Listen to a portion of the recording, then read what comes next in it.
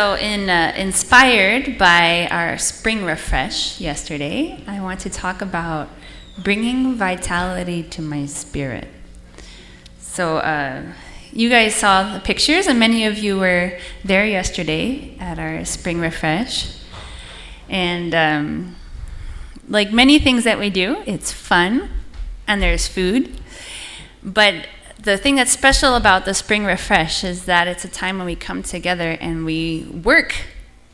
We work with our bodies, we do things with our hands, we work together with our brothers and sisters to contribute something, or to clean up something, or to transform something. And so we had, as Mike said, we had so many different projects, and I really feel like actually we should do things like this more often. Because it should be a regular practice of churches where we not only receive God's word and we pray and work on our faith, but also that we with our bodies, put it into practice and action. So in the Bible, there's actually so many examples of and quotes talking about doing good works and not only having faith in God, but putting it into practice. So I want to start off with a few of those, and most notably from James chapter 2. What good is it, my brothers, if someone says he has faith, but does not have works? Can that faith save him? If a brother or sister is poorly clothed and lacking in daily food, and one of you says to them, "Go in peace, be warmed and filled," without giving them the things needed for the body, what good is that? So also, faith by itself, if it does not have works, is dead. But someone will say, "You have faith and I have works. Show me your faith apart from your works, and I will show you my faith by my works." Was not Abraham our father justified by works when he offered up his son Isaac on the altar? I'm sure many of you remember this story where after failing to divide the dove, after he divided the cows and the rams, all that work, Abraham failed to divide the dove on the altar. And God was like, "You were so close. Didn't you have faith, to go all the way to the end?" And because he failed in that, then God had to ask greater faith of Abraham and asked him to offer his son. So it took faith, it took Abraham's deep, deep faith to trust God to offer his son, but also he had to take his body up the mountain with his son in the practice of preparing to offer his son in real life, right? He didn't just have to tell God, "Okay, sorry God, I messed up, but I believe in you, I promise I'm faithful. I have absolute faith," right? It wasn't just his belief, but he had to show in action his faith. So, of course, God saw that he meant it and that his heart was there and his faith was there, and he stopped Abraham from offering his son and gave him a ram instead. But so you see that faith was active along with his works, and faith was completed by his works. For as the body apart from the spirit is dead, so also faith apart from works is dead. Here's a couple of more quotes. "In all toil there is profit, but mere talk tends only to poverty. And let us not grow weary of doing good, for in due season we will reap if we do not give up. And now that you know these things, you will be blessed if you do them." So the blessing is not just in knowing the truth. The blessing is not just in knowing what is right? We are blessed in doing it. So this was a good reminder for me as a pastor, how often am I doing the things that we talk about and practice? How often do I go to bed sore at night because I've been working hard for God. I heard a couple of people telling me they were sore today. Who else is sore today? All right. We have some evidence of your faith and practice here. It doesn't necessarily have to mean hard work either. Sometimes it's more in the, I would say that a loving conversation is also a good work, right? Many things we can do without having to get our muscles sore. But it made me think, how often do we take the opportunities to really practice it? How much do we consider action as integral a part of our faith as going to church or praying or reading God's words? I was just noticing that we actually have many opportunities to serve each other and help each other. And many of Mike's and my actually favorite memories is in the opportunities we have to serve our fellow community members. Mike is always helping people move into their house, move furniture around. Oh, I can see people nodding. I think there's many people who've been on the receiving end of that. And it's in that service and loving, like not just telling you I love you and I care for you, but I'm willing to make my muscles sore for you, And many times it's the best conversations or getting to know people are in that service. We were working with the clothing swap yesterday, and then Claire was giving Chelsea a massage. And Chelsea was like, we should love on each other more physically also, not just tell each other we care for each other, but in our care for each other, there's actually something there that can't just be given in words. So just a shout out for the Smiths. I know that they're moving in a couple of weeks, so if anybody wants to put this message into action, they can help them move a few things next week? This coming weekend, so go talk to him. So this is a principle that's really emphasized all throughout the Bible, the necessity for good works of not only knowing goodness, but doing goodness. Many Christians are very, very serious that if they are not doing good works, they are not a Christian. And I think that we don't need to put judgment on ourselves, but also I think it's important to kind of infuse our faith with this desire to be a representation of God's love to people. And this is also emphasized in the divine principle, which our true parents shared with us. And it's a little bit more like a formula that shows why this is so important and how it works to benefit us in our life. So if we look into the divine principle, there's a couple quotes I want to share with you. The body cannot act apart from its relationship with the mind. So this is just stating a fact, right? Our minds sends neural impulses to our muscles and tells them what to do, right? So our body cannot act apart from our relationship with the mind. In the same way, a person cannot perform true actions apart from a relationship with God. The spirit grows through give and take action between two types of nourishment. And so we're not talking about our physical, like when we think nourishment, we usually think of food or vitamins or water, and that's for our physical body, okay? But we're talking about our spiritual body here. The spirit grows through give and take action between two types of nourishment. Life elements that come from God and vitality elements that come from the physical self.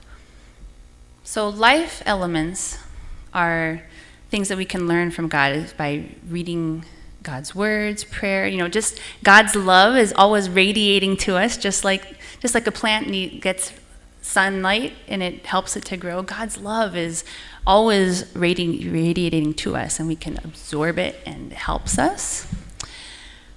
but vitality elements that come from the physical self. So does anybody have a guess of what can we get from our physical self that will help our spirit to grow? Our spirit to grow. Yeah, you have to separate the two things, because we got our physical body, which is very important to grow and nurture, because like the last quote said, we can't separate our mind and our body. We need both. So the vitality elements come from the good actions that we do with our body. When we do things with our physical self that are in line with God's purpose and God's will, those actions actually grow our heart and grow our spirit. And then it also returns an element to the physical self, which we call the living spirit element. So what this is saying is that when we do good work that is in line with God's purpose, it grows our spirit. But in return, the energy and the power that we feel from growing our spirit actually gives strength to our body. So you might have experienced this sometimes. I know that when I'm feeling kind of blah or down or frustrated, many times I don't feel like doing anything. I don't know if anybody else can relate to that feeling. But many times when our spirit's kind of down, we don't want to do anything. But I've found that actually the best thing for me to do when I'm feeling that way is to go clean the bathroom. When I start cleaning the bathroom, I just feel like doing something else afterwards. And I'm like, wow, what else can I clean? Or maybe I feel more like talking to somebody when I didn't feel like talking to somebody before. But it's that physical action of doing something good.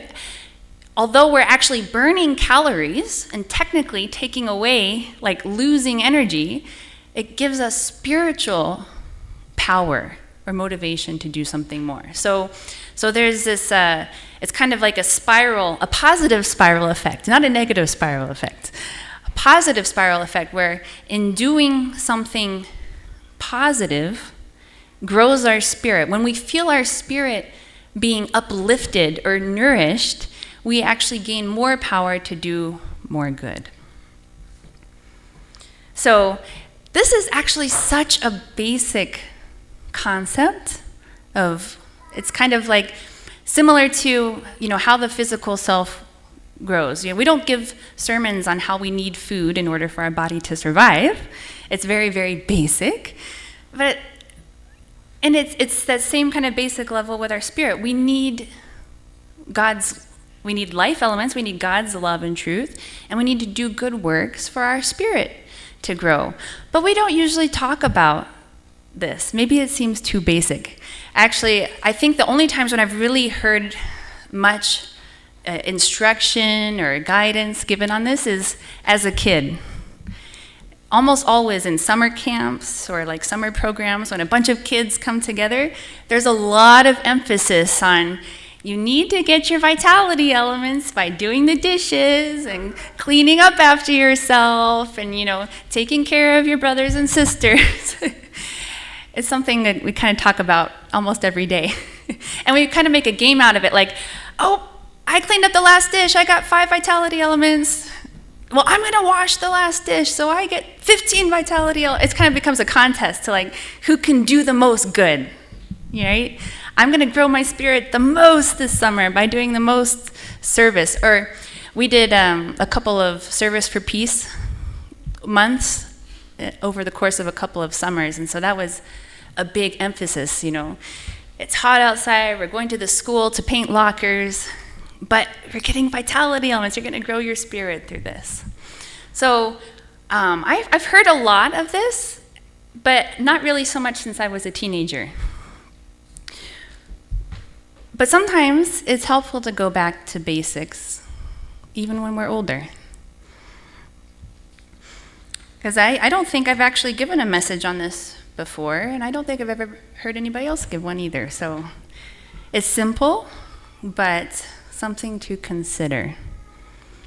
How much are we putting into action what I believe, and it's like an experiment. You can practice it. You can practice doing good action, and then recognizing what does my spirit feel like afterwards? How does my spirit feel, and what do I want to do based on that?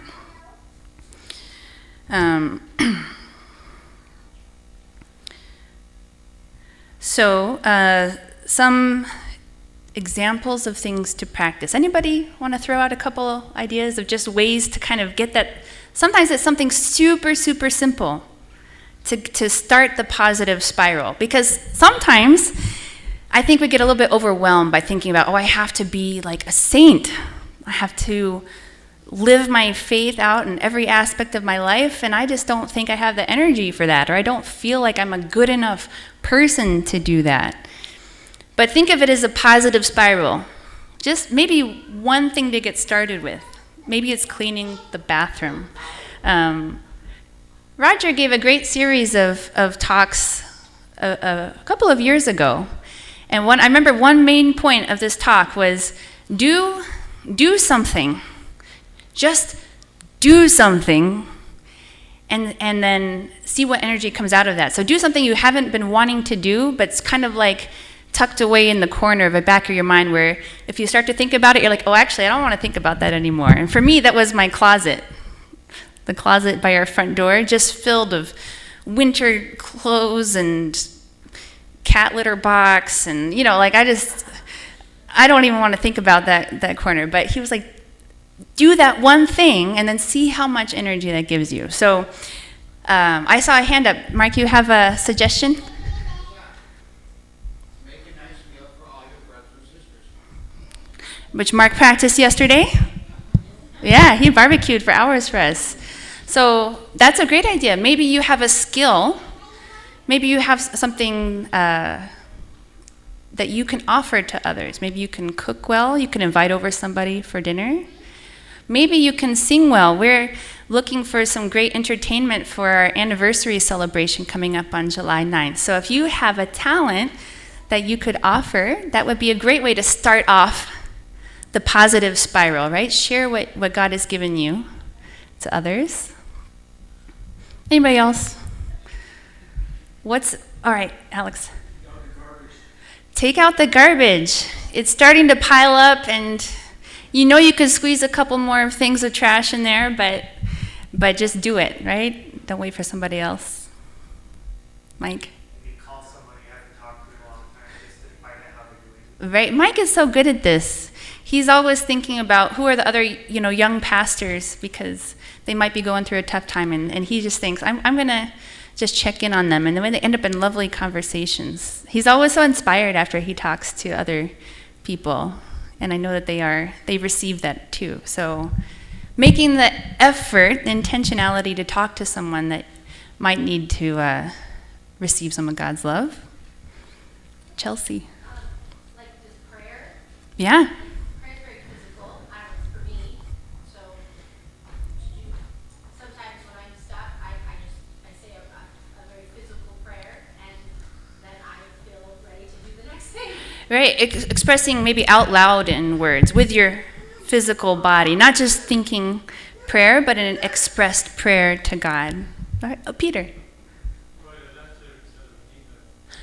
Write a letter instead of an email, something on physical paper that will go to somebody that they'll receive. Mark.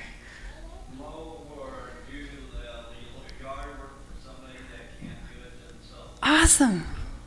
Wow. I was going to make a list, but you guys are coming up with so much better ideas. Dr. Hendrick. Give somebody a ride who needs to go get groceries or get to some place. It's something you totally don't have to do, right? Like, we're not required to do these things for other people, but by maybe sacrificing a little bit of time or effort or energy, we can make a big difference, and it gives us an expression in our purpose. Anybody else? These are so great. What do you do when you're starting to feel down or stuck? Dust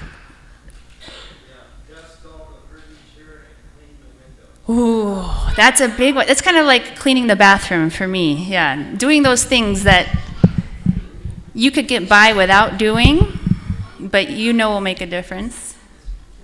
Right. All right. So now you guys have lots of great ideas of what you can do this week to start your positive spiral.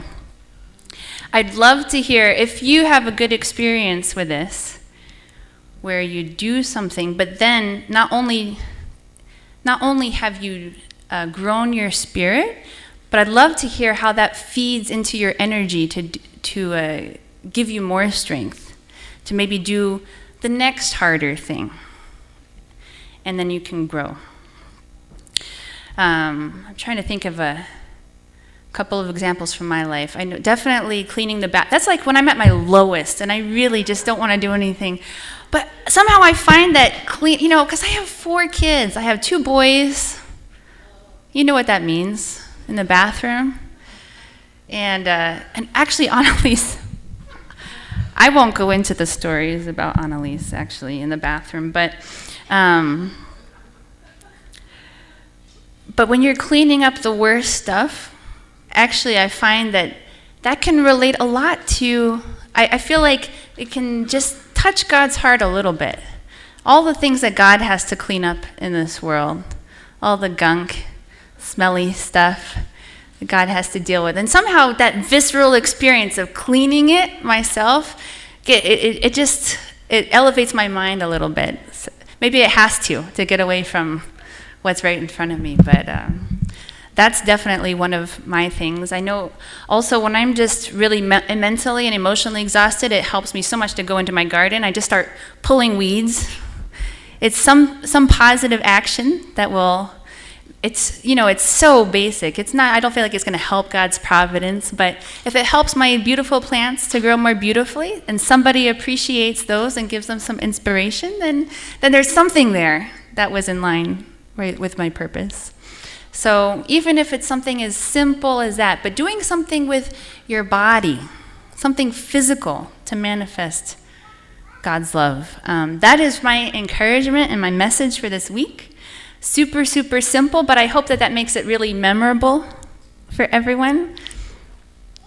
We talk a lot about the life elements, how to gain spiritual energy through reading God's words, through prayer, but it's just as important to put it into practice with our bodies to gain these vitality elements and grow our spirit. So please join me in prayer.